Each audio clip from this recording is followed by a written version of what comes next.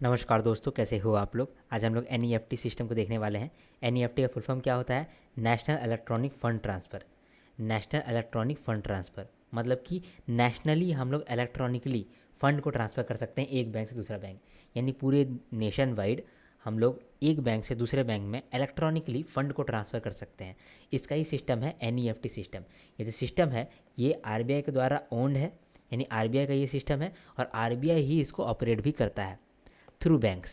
तो बैंक्स के through RBI facility दे रहा है, तो आरबीआई हो सकता है कुछ लेवी करता हो बैंकों से कुछ चार्ज करता हो, तो no charge by RBI to bank. ये जो हम लोग फंड को ट्रांसफ़र कर रहे हैं इसमें आईएफएससी कोड का बहुत महत्व है। आईएफएससी कोड रहेगा तब इजीली आपका फ़ंड ट्रांसफ़र हो जाएगा। आईएफएससी कोड 11 डिजिट का होता है, ये जानना बहुत ज़रूरी है क्योंकि एग्जामिनेशन में आपसे यही पूछेगा कि आईएफएससी कोड कितना डिजिट का होता है। ये जो सिस्टम है एनईएफटी सिस्टम, ये ऑनलाइन है, सिक्योर्ड है, नियर रियल टाइम ये ट्रांजैक्शन हो जाता है। 24/7 आप इसका फ़ायदा उठा सकते हैं। रेमिटेंस का कोई लिमिट नहीं है, जितना मर्जी आप रेमिट कर सकते हैं। लेकिन अगर आपके पास बैंक अकाउंट नहीं है, रेमिटर के पास बैंक अकाउंट नहीं है, तो उस केस में रेमिटर क्या करेगा, किसी भी नज़दीकी एनईएफटी इनेबल्ड ब्रांच में जाएगा, किसी भी नज़दीकी एनईएफटी इनेबल्ड ब्रांच में जाएगा और वहाँ पर डिपॉजिट कर देगा कैश।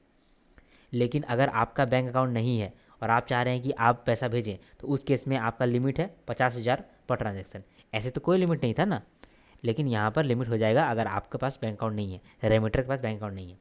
यहाँ पर हम लोग एनआरई अकाउंट और एनआरओ अकाउंट में भी ट्रांसफ़र कर सकते हैं।